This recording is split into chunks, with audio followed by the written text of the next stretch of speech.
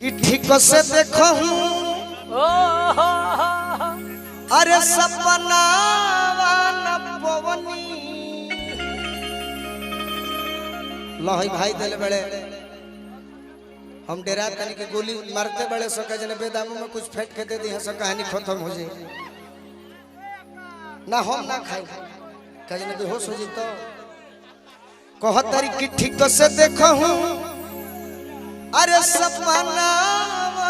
पवनी कि उतने में भोर हो गई। चल जा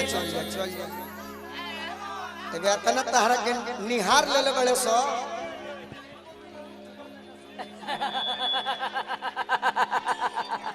सही बात। आज एगो बात दिल से बताई हलो। अच्छा है लड़की के देखले बड़े लोग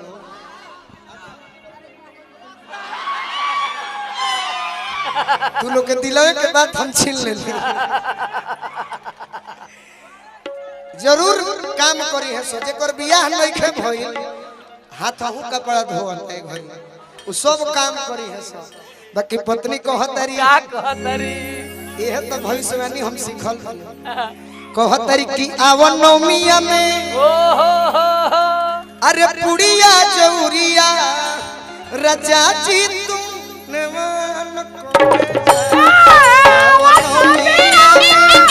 पुड़िया जौरिया राजा जी तू भैया आकाश बाबा कर जेकर शेरो शायरी हम कतने एल्बम में गम के गीत में कतने बोलले मानी जाई के ससुरवा जान हो भुला गइलू आज रुपया देतनी बाकी रुपया राउर नइखे बुझा के कर ह राउरे ह का के कर ह इतिहास गवाह बाकी पंडित जी आज तक देले नहीं खन लेले बड़ा तई जे कर ह कर नामवा बोली कि हम तनी बोली। अच्छा हमरा बड़का भाई हम तो जानते बानी बड़ भाई के हम जल्दी चिन्हिला 500 रवा के देले बानी 200 500 हमरा के 200 रवा के देले बानी कुछ कहब का और इजाजत होई तबे कहब एगो जरूर बात कहब जगदम्बा भैया गोलू राजा बहुत अच्छा बात कहला हन कि हम तो जी खा ले हब ए गोलू भाई अगर तू जी खा लेब तो तू जान ल कि महावीर दास स्वामी जी महाराज में हम पुजारी बन के हमो जी खा ले हब ए जब मजदूर लोग के हमरा बड़ी समर्थन मिलेला आ 5 साल पहले है रंजीत राठौर जेकर कैमरा लागल बा बहुत अच्छा ब्यास हमन आउ बड़न शिवम सिंह बंटी ए मंच पर हमरा के सबसे पहले ले आई आहा तनी आकाश बाबा खातिर ताली बजा दी। आकाश बाबा बहुत दिल के धनी बानी रवा रर तो जवाबवे ना हो तनी मनी हिना चाची जरे हिलो ना एकबे तू लोग तो पंडित जी आसाराम के रोल में रहेलो तनी हिलो ना एकबे हिना जी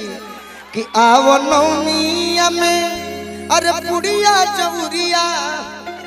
यहाँ के आज ले हिलल लइखी गोलू राजा कितना यहाँ के मानीला के बे हिलियो जाई राजा जी तू नेवान नवमिया में पुड़िया जौरिया राजा जी तू नेवान कोटेला। वाह शिवानी चलो है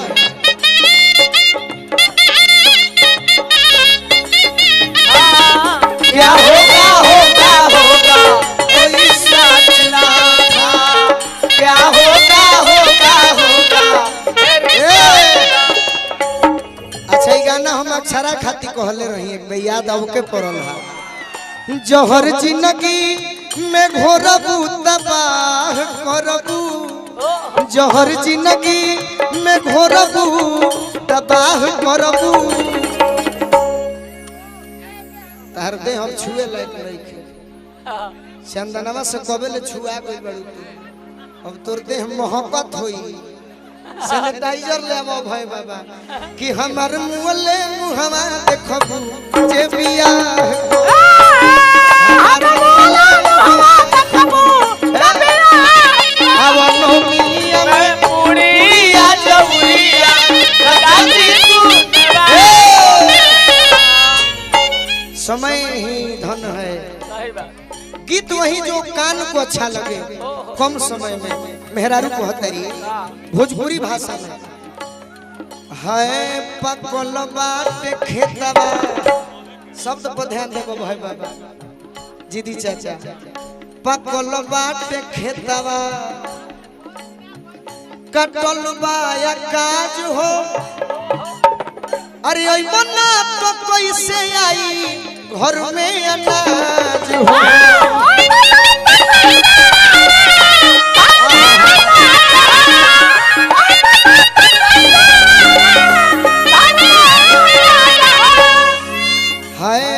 पकल बाट खेतवा कटल बाया काज हो ओई बना तो कैसे आई घर में अनाज हो ओई बना तो कैसे आई घर में अनाज हो ओई बना तो कैसे आई घर में अनाज बानी हो रवा धोके बानी हो रवा धोके अरे भोरवा में कोरवा बानी हो रवा धोके भोरवा में कोरवा कि बानी हो रवा धोके भोरवा में कोरवा तारा आशीर्वाद स्वीकार कर रुपया हम का करो अरे टंगरिया मिलान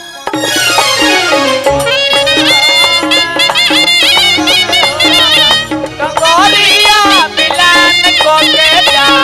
रावणोमिया में पुड़िया जौरिया राजा जी तू नेवान कोके जा रावणोमिया में पुड़िया जौरिया राजा जी तू नेवान कोके हम धुन देखो हम धुन कैसे बजवाइला गुलाम रसूल साहब ना ना ना ना ना ना ना ना ना ना ना ना ना ना ये राजा ना ना ये राजा ना जंग जा तू पटना तेरा बचपना कोई मती घंटा ना ये राजा ना जंग जई हो पटना तेरा बचपना कोई मती घंटा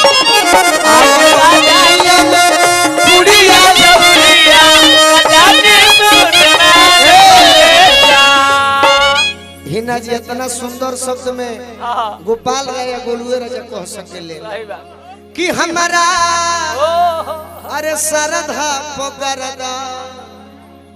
उड़ई हो न हो पगली